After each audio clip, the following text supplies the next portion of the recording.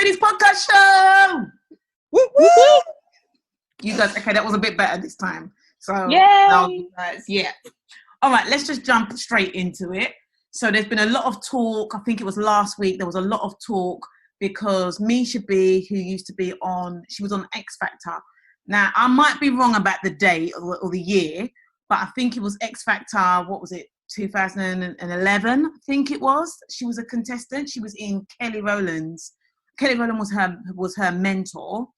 And basically, she lost popularity because when she was being critiqued for her performance, Tulisa said, yeah, she's great, she's a diva, great performance, but she wished that her personality on stage and backstage were the same and not conflicting. That some of her contestants have been crying due to their treatment of Misha. Kind of Louis Walsh kind of jumped on the bandwagon, and then Kelly defended her act. Like, okay, whatever goes on backstage, is backstage. You can't bring that, to the forefront because we don't have all the details, X, Y, Z. And at this particular time, Simon was not on the show. Obviously, he's one of the executives and all of that. So obviously he's pulling the strings, but he wasn't on the show. Gary Barlow was in Simon Cowell's place as the head judge, and he backed Kelly. So Misha B, with all the, everyone's talking about, Black Lives Matters and all these other things are creeping up, out of the woodwork in terms of systemic racism and just, like completely lifting the lid on, how Black people are treated, period. So, yeah, so Misha B came up with a video basically explaining, from her perspective, what happened and the fact that she was treated differently and that everything that was said about her was a lie. That obviously, with a lot of these guys, there is no such thing as reality TV.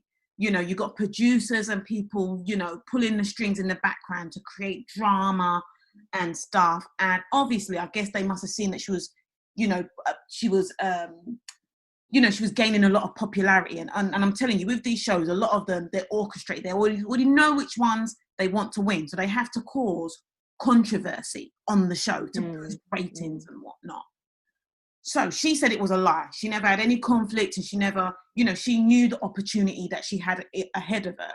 So why would she, compromise that for, being bitchy and stuff? She was basically saying, obviously, that they always had the stereotype of a Black woman and they just exploited that because obviously after that, she lost, followers and things like that. So what do we think? I've got some more information on that whole thing, but what do you girls think? I believe that, yeah, a lot of things happen backstage and, that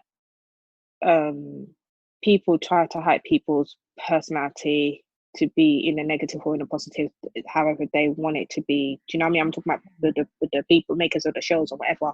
Yeah. They have got the power to make you look however they want you to look. Do you understand what I mean? And it's not, and I'm sure she's not the only one who's ever had to come out and fight for her image. Do you know what I mean? Like that's not the real me kind of thing. So I think that's quite true. I think I watched a little bit of that X Factor when it was on, and I never really saw anything like that. Do you know? I don't remember seeing that being brought out. Do you know what I mean? Maybe that was just one of the ones where I went to work and I wasn't there, kind of thing. Right. But I do believe what these ladies are saying because obviously off the back of that, Alex, what's her name? Burke, yeah, came out with her own one. Yeah. Do you know what I mean? Sort of thing like that. And I feel like, well, this is not. It's nothing new. Do you know what I mean? Maybe it's not just being brought to the forefront, like where these girls or these Black artists have come out and say, this is what's going on in the background while I was doing. Do you know what I mean? Maybe the what's going on right now has made them obviously speak up, but it's not like we didn't know these things were going on. You know, all you have to do is read certain paper, like whether it was The Voice back in the days, you read things like that, you see them making those kind of comments there, but no one's ever come on the forefront. And I think that's the brilliance of social media, to make it more to highlight it more, make people more aware. People who didn't read certain things to be aware are now aware by the truth that's going on. So yeah, I believe these girls, and I think it's bang out of order. What's going on backstage is going on backstage. If you want to talk about what's going on backstage, then I think you should air everything that was going on backstage so we can make our own opinion. Do you know what I mean? Kind of thing like that. That's true. So that's my point of view. So okay, Nick. I think it's true. Of course it's true. Guys, we know this, you know, like, we know this is true. So, okay, so she's come up with her, you know, like her experience. Then Tulisa, wannabe black girl, came up with a video. Now, guys, I saw the video. And I saw this one too. Yep, I saw this one too. Like, I didn't see it. I don't know, 3-4 slides of it. Yeah, go on. I'm not going to lie. I was so, and I don't use this word very often, I was very perplexed. Because she started off, it was, first of all, it wasn't a genuine apology. If any apology starts off with, I'm sorry you felt that way. No. That means you're not sorry for the action. You're sorry about the person's feeling. Really, you're not. It's your action that caused that person to feel that way. So if you're really sorry, you should be sorry about your actions. Letting them know you're not going to act like that again because you know the effect of that action. Okay, and that's just me just kick a bit of knowledge to people, just in case you didn't know. So Tulisa, with her inflated lips, said, what was it? What did she say? She said that she's not racist. When she grew up, you know, she was the only white girl in a group of black girls, and that her dad was raised partly in Congo and Ethiopia. And I don't know what the hell that's got to do with X Factor and the comments that she made. I don't know. This is, you know, I'm just going to be honest, and I'm sorry to you know, I don't want to exclude or make any of our white listeners uncomfortable. But when white people say, I'm not racist, I've got black friends. That's like me saying, I'm not racist, I've got white shoes. So what? Do you know what I mean? That doesn't mean anything. So stop using that stop dressing it up. Oh, your dad grew up in Congo and, you know, Ethiopia. No one cares. Okay, so just let's just keep it real. Okay. Tulisa is one of these people that loves black culture. She loves black culture. She wants to be like a bad girl and all of this stuff. But like they say, white people love black culture until it's time to be black. Until it's time to be real black. Then it's like, no, I don't know about that. So basically, Tulisa apologized and said she went with, you know, what I guess maybe she'd been told or what she believed and stuff, and she was a feisty girl. She was a 22-year-old on that show and did what she believed was right at the time.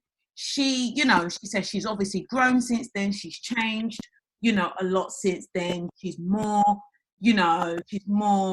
I guess, aware of what her actions, you know, what the impact of her actions are to people. But, you know, I guess she kind of stands by what she did at the time, you know. So, again, girls, what do you all think about that?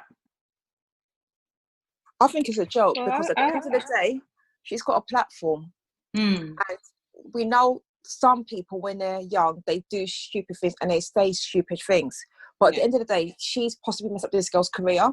Yeah. Do you know what I mean? She's taking food from her mouth. Like, I think she needs to have a bit more responsibility and a bit more compassion for what she's actually done. Do you understand? She's not saving any face by saying, oh, it's in my 20s, At the end of the day, you've made a mistake. You need to own it properly. Because of what you've done, people went and believed you because they thought you were telling the truth and that this girl was lying. Because you had more on your side. Do you understand? And even now, have you even reached out to the girl? Have you even said anything properly? Like, you know, in hindsight, I possibly should have done this or should have done that. You always had anything. So the way you were back then is the way you are now. Nothing's really changed except for time. That's about it. And that whole black friends comment, or my dad this and my dad that, doesn't make a difference, because you can have friends next to you who say, oh, that's my bestie, but really you're cussing them behind their back for whatever reason. So because you got black friends, don't mean that you don't have a dislike for them. Or when things really happen, you don't go, oh, typical black, or typical them, or typical this and typical that. And at the end of the day, you're not black yourself. So you say you got black friend, you got black husband, you got black children. I don't care. What's your heart telling me? That you're a liar. That's it. Ooh, okay. Snoop? Enough said. Okay, well, I still have more information on that topic now. Gary Barlow actually came out. And I'm not too... he came out. Now, I don't know if it was a recent thing or if he came up with this information back in the day. So basically, when he agreed to be head judge on X Factor. He knows. He said he knows about how things go on reality TV. And he said he wants his own producer.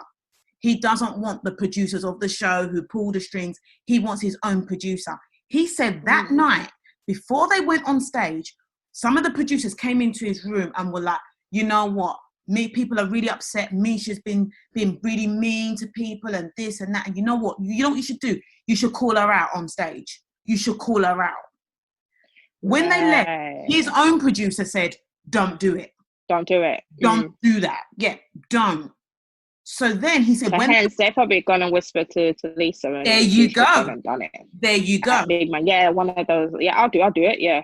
There you go. Mm-hmm. He said then when they went on stage and, you know, Tulisa did it and then, you know, Louis Walsh backed her, that's when he knew. It's probably not even Tulisa's fault. Tulisa probably got, you know, like told her bit. You know, the Little Mix girls got told their bit, you know, because basically what Misha was saying was that rumors and lies were going on, you know. So obviously people are getting these things told in there. Oh, Misha said this about you, and maybe Little Mix, because the rumor was Little Mix were upset with Misha, and they'd, you know, and she'd spoken about them and blah. So I guess basically everyone had been fed things. Do you know what I mean? And then maybe even Little Mix came to Lisa and said, we've heard she said X, Y, Z. So, you know, so when Gary came out with this, they're like, well, he ain't got nothing to win or gain, or, you know, why would he have to come out with this? It's clear that, you know, they had a plan to drag this girl down, you know, and other people were stupid enough to catch the bait, you know. So, you know, so then yeah. But sorry, not like I get it, and maybe because we're a bit older, but you heard all these rumors and no one went up to the girl. Like, you're hearing that she's saying this and that about you, and you're all just having Chinese whispers. Like, is there more to the story? You mean no one challenged her backstage and talked to her backstage? Nothing. Well, they all that scared. Like, especially if you're in a group and it's just one chick by herself watching a whole army. Like, what? Like, well, I don't understand. Or go some girls can be, you know, one girl 10, one means 10. You know what I mean? How feisty they are. You know what I mean? Must be. Or go to go to Kelly Rowland, or go to like her judge and be like, oh, she's done X, Y, and Z. Okay. So maybe, like, so supposedly, Little Mix did do that. Went to Tulisa and said that, and then Tulisa thought that was the right response to tackle that. Then, didn't it? Yeah. Do you get what I mean? Mm-hmm. Supposing Little Mix went and told Tulisa, you know, Misha B is really being on our back, or whatever the case may be, and then Tulisa felt that what we're saying is that Tulisa doing that, it's wrong in the public view, like, you know, calling her out like that live on screen. You should. No, I agree with that. Don't do it live. Don't do it live. But I'm saying, why couldn't they? Is that behind backstage? Is basically what I'm trying to say. Like, why were they all waiting to bring it out live? Do you get what I mean? All right, fine, they want to win the title, but really and truly, they could have handled all of this back behind stage. Yes, true. But that's how this. What happens backstage should be backstage. Yeah. Unless obviously it's life-threatening, unless she boxed somebody, yeah, okay. That's the reason why that girl's got a bruise on her face tonight. Do you know what I mean, sort of thing? Yeah. I get that. Look, but girls will always be catty, and I'm sure they're not the first ones. I'm not blaming anybody, because they were all young. All of them involved, really, you know, were all young kids. They all want to win the show. Even Tulisa's young, but I just feel like that was a silly apology that she did. It wasn't really true. When she put it up, she blocked the comments. You know, so because you knew people were going to come for you. So that's why you should have just done it properly. But now what people are saying, they're coming for some of the Little Mix members. Perry, you know, that the lead, the blonde girl, the one who used to date Zayn, and the mixed face one, is it Leanne? Yeah, Leanne. Yeah, Leanne. Leanne and Perry liked Tulisa's video. So they're basically saying, oh, well, these ones that were crying. But really, are these the ones that had the issue?